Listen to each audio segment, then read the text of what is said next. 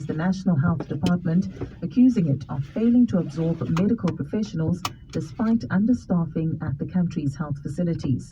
It says the status quo is unfair and needs to change. Kosikona Duma has the details. SAMATU Secretary General Cedric Sihlangu says hundreds of their members have been told that provincial health departments have no money to hire them post their community service training. His lamented this, saying it will have a negative effect on the country's already understaffed health system. So we are severely, undersupplied with doctors. So that's not even a secret. I think it's well known. There's common cause that we don't have enough doctors in the country. The population is underserved. Sihlangu says the department needs to review what it calls top-heavy structures across provinces at administrative level and increase the number of health professionals on the ground. Human Resources Manager in the Department of Health, Victor Kanile, has urged unemployed doctors to reach out to them, promising to assist them in the best way possible. Kosikona Du, Eyewitness News.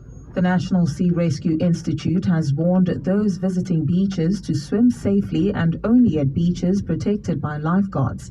The NSRI's Craig Lambernon says that since the start of this month, lifeguards have rescued a number of people who found themselves in difficult situations at beaches across the country. He says bathers, boaters, paddlers, sailors and fishermen must have safety top of mind in and around the water. We are appealing to boaters, paddlers and sailors to have the NSRI RSA SafeTrack smartphone application, wear gear appropriate to the expected weather and water temperatures, wear life jackets and have a referee whistle, brightly coloured clothing and craft, red distress flares, fully charged cell phones in watertight plastic sleeves, and let a responsible person know your launch time, route and return time. He also urges parents to ensure children have responsible adult supervision when swimming. And finally, Argentina has been celebrating through the night after winning the 2022 Soccer World Cup in Qatar. After 64 matches at the FIFA World Cup tournament, a winner finally emerged after a grueling penalty shootout. Argentina beat defending champions France 4-2. Eyewitness News sports reporter Lennox Wasara visited some local pubs talking to fans about the game. It was one memorable night for the most viewed sporting tournament in the world, and many local fans gave this reaction to the showpiece. This has been the most incredible sport I've ever seen in my whole entire life. Forget tennis, forget anything. This has been amazing. Here is Messi. Messi is here. Messi is here. Here is Messi. And some fans say this was the best final that they have ever seen. Yeah, so France lost, my team lost, but it was the best World Cup game I've ever watched. It was like nail biting, it was giving, it was everything. In 2022, the world champions are Argentina, led by superstar Lionel Messi, putting their stamp once again on world football. Lennox Wasara, Eyewitness News Sport, reporting from Sandton. Gold is trading at $1,793, 3 cents an ounce. The rand's at 17.61 to the dollar, 21.45 to the pound, 18.68 to the euro. Brent crude oil is at $79, 4 cents a barrel. And at the moment in the traffic in Soshanguve, we have reports of road closures on the RAT South between Hebron Road and Roslyn Road. So rather off-ramp at Hebron Road if you're going on the RAT South, and take Soutban Road going south towards the Pretoria CBD. Driving in Woodmead, we have an overturned taxi on the M1 South just after Woodmead Drive. This one is causing delays from the Buccleuch interchange. If you're driving in Deep Loop, we still see that truck on fire on the M1 South just before the Golden Highway. Only one lane is open and there's about a 13-minute delay if you're driving through from the N12. In your sport, Argentina champions of the world after beating France in a deciding penalty shootout at the World Cup final. And the Proteas blame inexperience for their embarrassing 6-wicket loss to Australia in a first test that lasted less than 2 days. A partly cloudy Monday in store for Gauteng today. Johannesburg starting at a low of 15, peaking at 28 degrees. Pretoria 17 and 30, Vereniging 15 and 29. The top story in Eyewitness News this hour. The country is awaiting the announcement of the results of the ANC's top 7 candidates successfully elected for leadership positions at the party's national conference. Eyewitness News, in touch, in tune and independent. For the latest, visit ewn.co.za.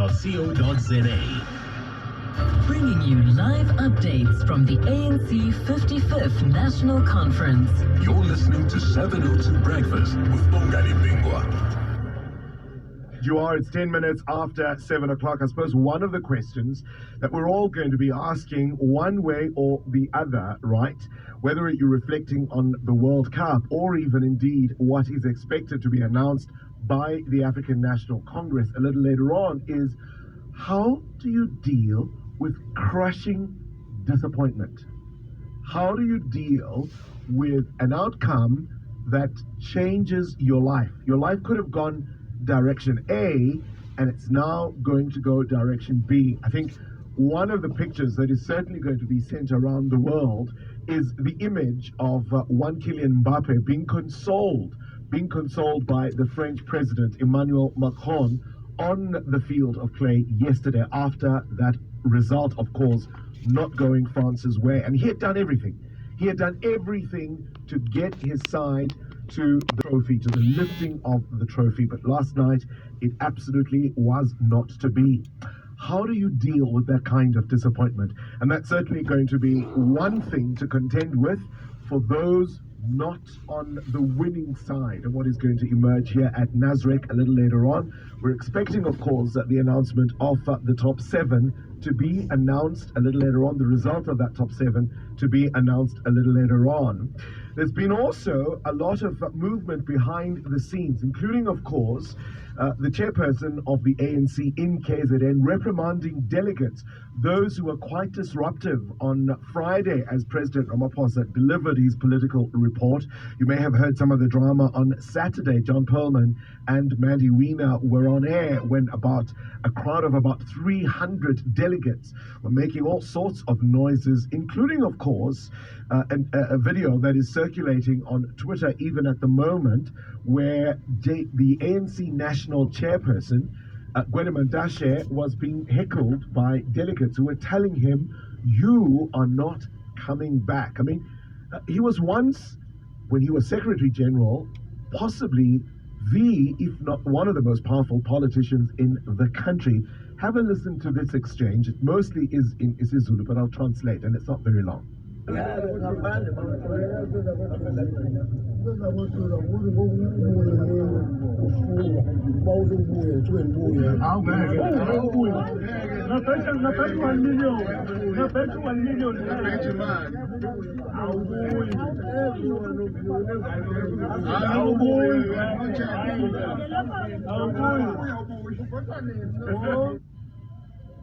Well, delegates there telling Gwede Mantashe he is not returning. They're saying it to his face. You are not coming back. You can hear one of them even saying, "I'll bet you R1 million, you are not coming back." Directly to his face, not behind him, confronting the ANC veteran in that manner. It's too close to call. Which way will it go? Which way do you want it to go? We'll take your thoughts on that. 702. Up next. The big interview. EWN Traffic. The big interview, of course, focusing on the deployment of the army to protect key infrastructure of Eskom from sabotage. We'll speak to the Parliamentary Portfolio Committee on Mineral Resources about that. That's coming up after this Eyewitness News Traffic, brought to you by the Department of Home Affairs. Minors or children must be accompanied by their parents when applying for or collecting their passports. Hashtag travel safely. Tiko Malobia, what are you seeing on the roads? This is what I'm seeing, Bongani. So if you're driving in Soshanguve, we still have reports of that road closure on the R80 going south between Hebron Road and Roslyn Road. One of our listeners says that people have put cones on the road over there. She's not really clear if there is police presence or not, but also people are U-turning on the R80 south. Some are also joining the R80 north and driving onto oncoming traffic and then back onto the R80 south. So please drive with caution if you are using the R80 south. Rather use off-ramp at Hebron Road and then take Soutban Road going south towards the Pretoria CBD. Now, if you're driving in La Montaña, we have a stationary vehicle on the N4 West just after Simon. Hello guys, I hope you are well.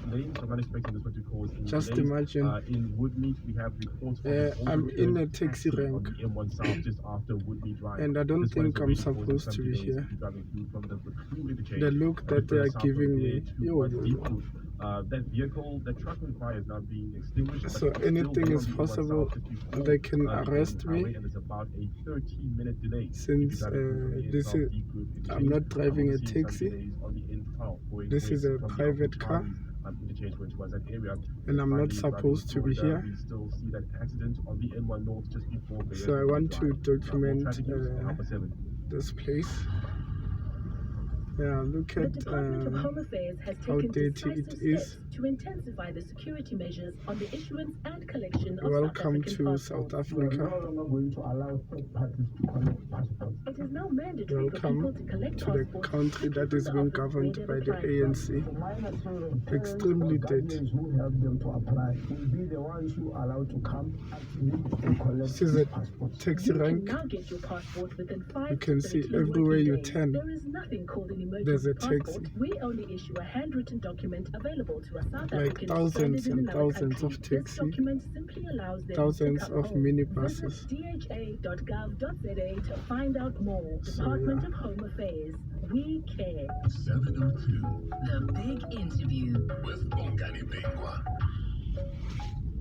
Eskom's infrastructure must be protected against acts of sabotage. The words there of the Human Settlements Minister, Mamoloko Kubai, who's also, of course, the ANC's head of economic transformation. It comes as Eskom announced on Friday that the country would be put under stage 6 of load shedding. It's been downgraded to stage 5, all of course in the week of the resignation of the chief executive Andre de Ruyter. And then of course on Saturday, the bombshell. The army had been deployed to protect key Eskom infrastructure. 4 power stations, Majuba, Camden, Grootfontein and Tutuka, now have at least a dozen soldiers deployed to each of them to protect that infrastructure.